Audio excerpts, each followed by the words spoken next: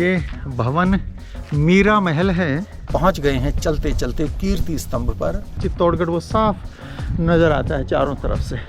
ये बिटिया रानी, क्या नाम आपका? पीहू। अरे वाह, कहाँ से आए हैं आप लोग? हाँ जी, दरियावास।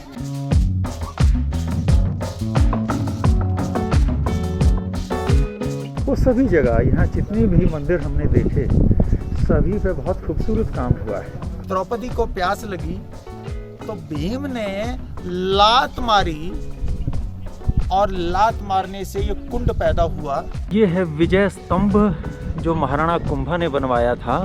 1303 में जब अलाउद्दीन खिलजी ने अटैक किया तब जौहर किया ये रानी पद्मावती ने। ये यहाँ पे एक हवन कुंड बना है। तोप का गोला छोड़ा जाता था इस ओपनिंग में से। जय हिंद, जय भारत। दोस्तों, आज मैं आपको लेके जा रहा हूं चित्तौड़गढ़ की सैर पर, और इस सैर में आपके साथ साथ मेरे साथ रहने वाले हैं डॉक्टर प्रवीण सरोहा। नमस्कार। मुझे श्याम नारायण पांडे की दो पंक्तियां याद आ गई। उन्होंने लिखा था कि मुझे न जाना गंगा सागर, मुझे न रामेश्वर काशी, तीर्थ राज चित्तौड़ देखने को मेरी आंखें प्यासी। बहुत खूब। तो मुझे प्रेरणा मिली श्याम नारायण पांडे की इन पंक्तियों से, और फिर मैंने गेस्ट हाउस का वो कमरा छोड़ दिया। पूरा दिन चित्तौड़गढ़ किले में मैं रहा। तो बहुत सारी चीज़ें वहाँ देखने को हैं। एक म्यूज़ियम भी बना है, बहुत अच्छा म्यूज़ियम है। तो वो सारा सब आपको दिखाते हैं। आइए चलिए चित्तौड़गढ़।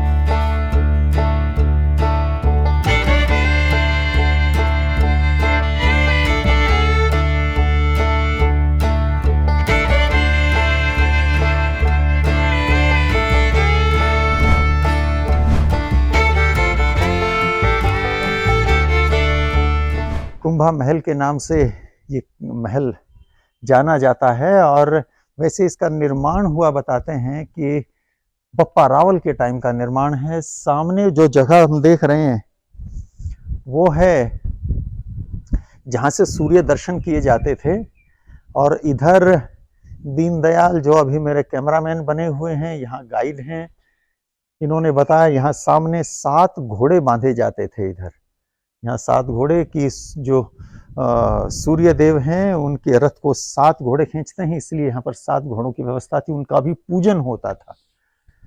इधर आप देखेंगे महल बहुत अच्छी स्थिति में तो नहीं है, बहरहाल उस जमाने के वैभव का ये साक्षी है। और जब बात आती है उस राजपूती शान और शौकत की, तो चित्तौड़ इस देश का गौरव है, जिसने सदियों सदियों विदेशी आक्रांताओं के साथ लोहा लिया, और बड़ी हिम्मत के साथ ये परंपरा बप्पा रावल के समय से शुरू होके और महाराणा प्रताप तक बहुत लंबी कड़ी है। बहरहाल अब हम आगे बढ़ते हैं। हम चल रहे हैं उस जगह पे जहाँ पन्नाधाय ने अपने बेटे को बलिदान कर दिया था उदय सिंह को बचाने के लिए। ये वो महल है। आज हालत अच्छी ना सही, लेकिन यहाँ वो इतिहास बना है जिसकी मिसाल और कहीं नहीं मिलती है। जब बनवीर बाल उदय सिंह को मारने के लिए तलवार, नंगी तलवार हाथ में लिए निकला था, राजा विक्रमादित्य को मारने के बाद, पन्नाधाय जो उदय सिंह की परवरिश कर रही थी, जब उसको पता चला कि ऐसे आ रहा है, तो उसके बिस्तर पे, उदय सिंह के बिस्तर पर पन्नाधाय ने अपने बच्चे का नाम चंदन था, चंदन को सुला दिया था, और चंदन को ही उदय सिंह समझ के बनवीर ने उस बच्चे की हत्या कर दी थी। और इस तरह अपने बच्चे का बलिदान करके पन्नाधाय ने मेवाड़ राजवंश के उस राजकुमार उदय सिंह की रक्षा की थी।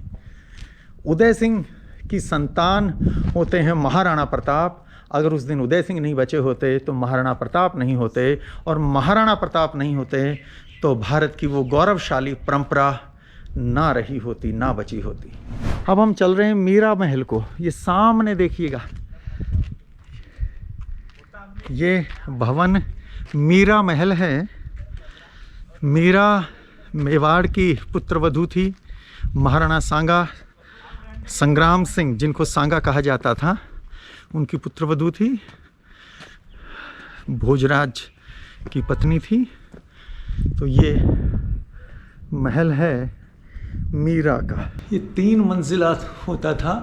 ऊपर की मंजिल पे लकड़ी का बीम आपको नज़र आ रहा है और उसके कॉर्नर स्पोर्ट्स भी दिखते हैं।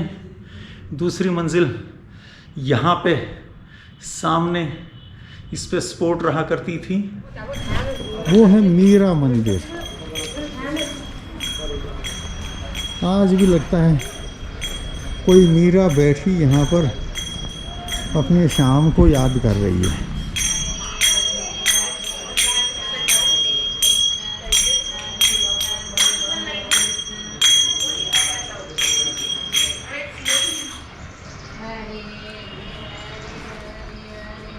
ये भगवान श्री कृष्ण की प्रतिमा और साथ बैठी हैं मीरा, कृष्ण भक्ति में लीन। ये मीरा मंदिर है। तो 2:10 हुए हैं। 2 जून 2022। भयंकर गर्मी है इस टाइम चित्तौड़ में। बहुत बड़ा है ये किला। थकान भी हो रही है। गर्मी है, भयंकर गर्मी है, लेकिन बहुत लोग आ रहे हैं। राजस्थानी वेशभूषा में आने वाले लोगों की संख्या बहुत बड़ी है। ये है विजय स्तंभ जो महाराणा कुंभा ने बनवाया था। 1448 में ये बना। 9 मंजिला टावर है। 122 फुट इसकी ऊंचाई है। और ये बनवाया था महाराणा कुंभा ने जब उन्होंने मालवा और गुजरात के महमूद खिलजी की कंबाइंड फोर्सेस को हराया था। तो ये जैसा नाम से पता चलता है विजय स्तंभ, ये महाराणा कुंभा की उन संयुक्त सेनाओं पर विजय का प्रतीक है और भगवान विष्णु को समर्पित है। ऊपर जब चढ़ के देखते हैं तो यहाँ से नीचे जो शहर है आज का चित्तौड़गढ़, वो साफ नज़र आता है चारों तरफ से। दोस्तों, ये रानी पद्मिनी की मूर्ति है, प्रतिमा है। आप देखिए, इसमें आईना है उनके बाएं हाथ में और दाएं हाथ की उंगली होठों पर है। क्या निहार रही हैं, क्या सोच रही हैं। और ये जगह जहाँ पर ये स्थित है, ये कुंड है यहाँ नीचे। अपने महल से गुफा मार्ग से यहाँ तक आती थी, यहाँ स्नान करती थी और वो गुफा का रास्ता बंद कर दिया गया है। ये सामने आप देखेंगे, ये गुफा का मार्ग था। महल से यहाँ तक आते थे और यहाँ से जब हम बाहर निकलते हैं तो कुंड नज़र आता है। ये देखिए, ये पानी झरने से बहता है। सामने भगवान विष्णु की मूर्ति है। इसको गोमुख कुंड कहते हैं। ये गोमुख बना है और यहाँ से पानी निकल रहा है और पीछे से कहते हैं ये नेचुरल सोर्स ऑफ वाटर है। सदियों से ऐसे ही बहता जा रहा है जी। ये कुंड है 50 फुट गहरा कुंड है। 1303 में जब अलाउद्दीन खिलजी ने अटैक किया तब जौहर किया ये रानी पद्मावती ने, हैं। ये यहाँ पे एक हवन कुंड बना है। यहाँ हवन करते हैं कभी कभी अब उन आत्माओं की शांति के लिए। और ये सामने बोर्ड आप देख रहे हैं, जौहर स्थल। दोस्तों, ये सामने है पद्मिनी महल। महारानी पद्मिनी के बारे में आपने बहुत सुना होगा, फिल्म भी बनी कुछ साल पहले। ये जो कमरे हैं, यहाँ पे बाकी स्टाफ या परिवार के बाकी लोग रहते होंगे। कोई एक महारानी पद्मिनी हो या उनके बाद की पीढ़ी में भी एक महारानी हो, ऐसा तो है नहीं। बाकी लोग भी तो होंगे और बहुत सा। तो ये भी बहुत अच्छी जगह है। यहाँ देखिएगा, यहाँ शायद पर्दे लटकते होंगे। इस पर मेरा सर टकरा रहा है, यानी इसकी हाइट जो है वो 6 फीट है नहीं, मेरा सर टकराता है। और आगे फिर ये चौखट, ये तो और भी कम है। तो ये छोटे छोटे से कंपार्टमेंट्स बने हुए हैं, अलग अलग। देवी दयाल जी बता रहे हैं ये सारी रसोइयाँ हैं छोटी छोटी। ये देखिए, इसके ठीक सामने इस खिड़की से जल महल दिखाई देता है। और जल महल यहाँ पीछे आपको जो दिखाई दे रहा है जल महल, जो किंवदंती है, जैसा कहा जाता है, फिल्मों में दिखाया जाता है। यहाँ इस जहाँ पे मैं बैठा हूँ, इस कमरे में, इस महल में आईने लगे थे और पीछे जल महल में वहाँ महारानी पद्मिनी थी। उनका बिंब नीचे पानी में पड़ता और पानी में जो बिंब था वो यहाँ आईने में दिखाई देता। और यहाँ पीछे ये जल महल है। अभी हम अंदर से देख रहे थे, पद्मिनी महल से इसको देख रहे थे हम झरोखे से। ये वो जल महल है, ये पद्मिनी महल है। और यहाँ वो जो झरोखा देख रहे हैं, वहाँ हम अंदर खड़े थे, बैठे थे, वहाँ से हम जल महल में देख रहे थे। यहाँ इस महल में गर्मियों में महारानी रहती थी, चूँकि पानी से सारा भरा होता। अभी आप देख रहे हैं सूखा हुआ है, थोड़ा सा पानी कहीं कहीं बचा है। अदरवाइज़ ये सारा, अब बरसातें आएंगी, अगले महीने से मानसून आएगा तो पानी बढ़ जाएगा। ये जयमल भट्टा महल है, वो उधर विजय स्तंभ सामने दिखाई दे रहा है, और उधर वो सफेद फतेह प्रकाश महल जो म्यूजियम है वो दिखाई दे रहा है। इधर दाईं ओर ये लिखा है कंकाली माता। ये इष्ट देवी थी जयमल सिंह फत्ता सिंह, दो बड़े बहादुर सिपह सालार थे महाराणा उदय सिंह के। जब महाराणा उदय सिंह उदयपुर चले गए थे, उदयपुर बसा लिया था, तो ऐसा बताते हैं कि अकबर से लड़ते लड़ते बड़ी बहादुरी से लड़े, ये शहीद हुए। और अभी देवी दयाल तो मुझे ये भी कह रहे थे कि सिर कट गए थे तब भी घोड़ों पर सवार दोनों लड़ रहे थे। अब वो कहाँ तक सही है नहीं मैं नहीं जानता, लेकिन इससे एक बात तो जाहिर होती है कि वो दोनों बहुत बड़े वीर थे। अगर दंत कथा है तो वो भी तब बनती है, कुछ तो रहा होगा ना। तो बहुत बड़े योद्धा थे जयमल सिंह फत्ता सिंह। ये उनका महल, और उनकी इष्ट देवी थी, कुल देवी थी। ये देखिए, ये महल रहा होगा, ये इतना बड़ा। तो ये पश्चिमी दीवार है, ये पश्चिमी दीवार है, और वो आगे शहर दिखाई देता है। यहाँ से देखिएगा दोनों, वो विजय स्तंभ और उधर दाएं कीर्ति स्तंभ, दोनों स्तंभ यहाँ से दिखाई देते हैं। और सामने सफेद फतेह प्रकाश महल, वो जो आज म्यूजियम बना हुआ है। ये गेट आप देख रहे हैं, देवी दयाल कह रहे हैं कि यहाँ आगे स्टेडियम है। स्टेडियम क्या, खेल का मैदान उस जमाने में रहा होगा, उसकी एंट्री है यहाँ से। लेवल्ड ग्राउंड है, अच्छा खासा बड़ा ग्राउंड है। हाँ, इसमें एक गेट उधर सामने भी दिखता है, सामने भी एक गेट है जी। इसको आप स्टेडियम कहते हैं, ठीक है।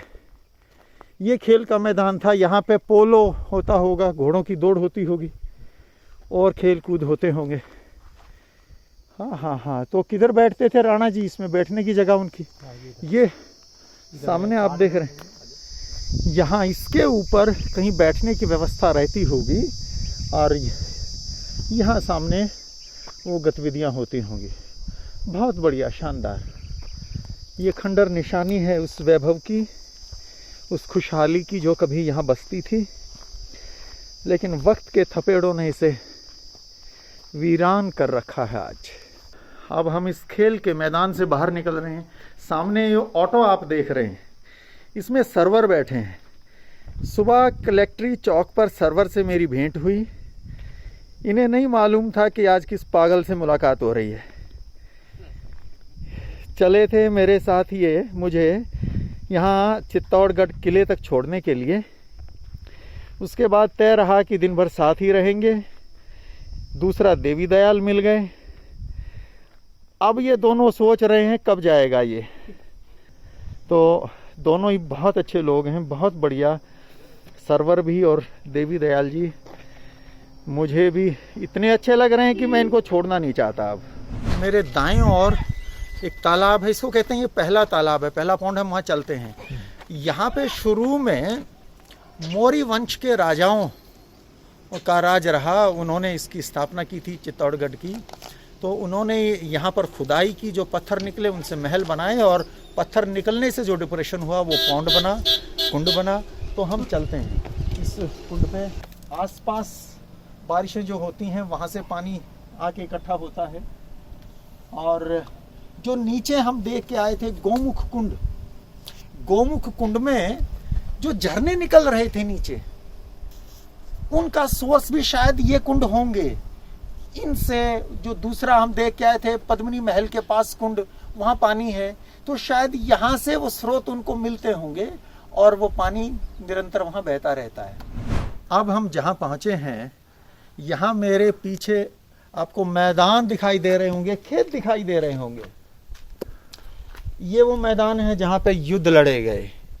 इस किले पर कब्जा करने के लिए युद्ध हुए। ये वो मैदान है, खेती होती है आज, आसपास गांव है यहाँ पर।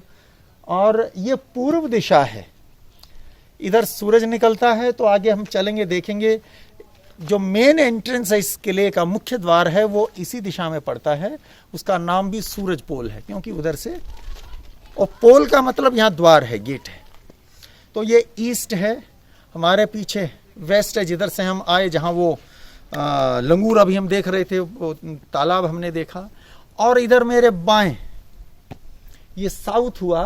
तो यहाँ पर ये मृगवन है, पर 2016 से इसको बंद कर रखा है। क्यों बंद किया ये हमें नहीं मालूम, पर 2016 से ये बंद है मृगवन।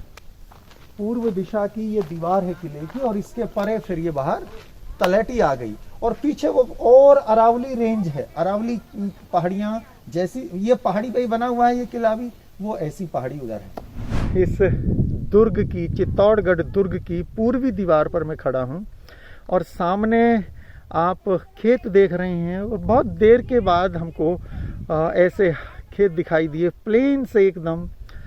और ये नीचे, ये इसके साथ साथ, दुर्ग के साथ साथ ये जाता है, ये जंगल है। दोस्तों चलते चलते अब हम आ गए हैं भीमलत कुंड पर। भीमलत, भीम पांडव, भीम लत लात। इस कुंड के बारे में धारणा ये है, मान्यता ये है कि अपने वनवास के दौरान घूमते घूमते पांडव यहाँ से भी गुजरे, और द्रौपदी को प्यास लगी तो भीम ने लात मारी, और लात मारने से ये कुंड पैदा हुआ। दोस्तों किले की पूर्वी दीवार के साथ ही अब हम पहुंच गए हैं चलते चलते कीर्ति स्तंभ पर। और ये कीर्ति स्तंभ कैसे बना, यहाँ पर इस प्लेट पर लिखा गया कि यह स्तंभ 24 जैन तीर्थंकरों में से सर्वप्रथम आदिनाथ को समर्पित किया गया है। 12वीं शताब्दी में दिगंबर जैन समाज द्वारा इस स्तंभ का निर्माण कराया गया था। यह स्तंभ 75 फुट ऊंचा है। ऊपर जाने के लिए एक सकरे जीने वाला मार्ग है। तो ये मंदिर है, और इसके साथ ये कीर्ति स्तंभ है। चलिए जरा देखिए, ये जैन मंदिर है, और इसमें अंदर 3 मूर्तियां हैं। अंदर कौन कौन है देवी दयाल जी बताइए। नेमिनाथ, आदिनाथ, शांतिनाथ। नेमिनाथ, आदिनाथ, आदिनाथ तो पहले हुए, हाँ, और नेमिनाथ और शांतिनाथ। अच्छा अच्छा अच्छा अच्छा अच्छा अच्छा। संगमरमर की, सफेद संगमरमर से बनी बहुत ही सुंदर मूर्तियां, बहुत अच्छा। दोस्तों ये है सूरज पोल। सूरज पोल ये नया है, 1825 के अंदर 25 में इसका निर्माण हुआ। ये तोड़ दिया गया था। चित्तौड़गढ़ किले का ये मुख्य द्वार था। और यहाँ देखिए नीचे की तरफ हम चलते हैं, एक दरवाज़ा वहाँ सामने दिखता है। और मुझे देवी दयाल बता रहे हैं कि सूरज पोल तो 7वां दरवाज़ा है इधर से आने का रास्ता। नीचे के 5 तोड़ दिए गए हैं, अभी 2 बचे हैं। सामने एक दिखाई दे रहा है, और उधर फिर से वही, ये पूर्वी दीवार पे है सूरज पोल। वो दृश्य उधर का हम पहले भी आपको दिखा चुके। तो यहाँ से आने का मेन रास्ता होता था पूर्व की ओर से, और ये मजबूत ऊंची दीवार, लेकिन इसको अकबर ने तोड़ दिया था। और यहाँ से दरवाज़ा, अभी जो आप लकड़ी का दरवाज़ा देख रहे हैं, यह अष्ट धातु का दरवाज़ा हुआ करता था, जिसे वो ले गया ऐसा बताया जाता है। दोस्तों पहुँच गए हैं हम फतेह प्रकाश महल। यहीं पर चित्तौड़गढ़ संग्रहालय है, म्यूज़ियम है। तो चलिए देखते हैं, 1906 में ये महल बना है, और यहाँ म्यूज़ियम है। तो देखते हैं इस म्यूज़ियम में क्या है। ये किले का मॉडल है। ये देखिए, हम ये सफ़ेद महल जो देख रहे हैं, हम यहाँ पर हैं और इसके दाएं ओर असल में ये दुर्ग एक चौड़ाई इसकी ज़्यादा नहीं है, लंबाई बहुत है। ये देखिएगा आप दोस्तों, हम खड़े हैं फतेह प्रकाश महल के सेंट्रल कोर्ट यार्ड में। ये फुर्सत से बनाया गया महल 20वीं शताब्दी के शुरू में बना, तो इसकी कंडीशन अच्छी है, बहुत अच्छी है। इसकी आर्मरी जो है, अस्त्र शस्त्र दीर्घा, वो देखने चलते हैं। अलग अलग तरह के ये तीर यहाँ पे डिस्प्लेड हैं। कमर, कुल्हाड़ी, अलग अलग तरह की कुल्हाड़ी, अलग अलग तरह के भले, ये है जी जागनोर, फरसा, ये अंकुश, इसको गुर्ज कहते हैं, अंकुश गुर्ज। इसको हाथ पे, ताकि हाथ भी सुरक्षित रहे, इससे लड़ते हैं। जब तलवारों का युग आया तो एक हाथ में ढाल, दूसरे हाथ में तलवार। तलवार की भी साइज अलग अलग है, शेप अलग अलग है। ये भी अलग अलग तरह के देखिए, फौलादी, सकेला, कामड़ा, नागफना, खांडा, थोड़ेदार। एक बार छोड़ने के बाद दोबारा बारूद बनना पड़ता है। 2 तलवार लेके चलते थे।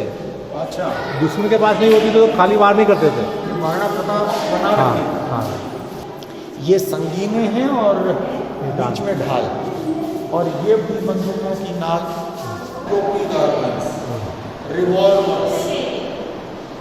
तो टोपीदार गन्स किसको इंटू कहते हैं? हाँ, ये ऊपर वाले, ये टोपीदार गन्स और ये नीचे रिवॉल्वर है। जहांगीर के टाइम का कवच, हाँ, चमड़े लेदर का बना हुआ है, लेदर से बना हुआ है। चमड़े का बना हुआ है वैसे। ये लेदर से बना है। जिरे बख्तर, इसको हेलमेट भी कहते हैं। सारे शरीर पर आ गया हेलमेट। ये भी तरह तरह के हेलमेट हेलमेट्स हैं। आप कहाँ से आए हैं? जावरा से। यहाँ से कितनी दूर है? बहुत दूर है। तो कैसा लग रहा है यहाँ आके? अच्छा लग रहा है। कितनी देर हो गई आए? सुबह से आए हैं। देख ही रहे हैं। सबसे अच्छा क्या लगा? सबसे अच्छा, सब अच्छा लगा। ये बिटिया रानी, क्या नाम आपका? पीहू। अरे वाह, एक पीहू को मैं दिल्ली भी छोड़ के आया हूँ, वो आपसे थोड़ी सी बड़ी है। तो ये क्या उठा रखा आपने पीहू? गड़ा। अच्छा, इतना ही वजन इस गड़े में, इतना ही पीहू में। शाबाश। रहते कहाँ? चलिए ये बताइए। हमारा यही है ना, वो क्या नाम है, बादल में है।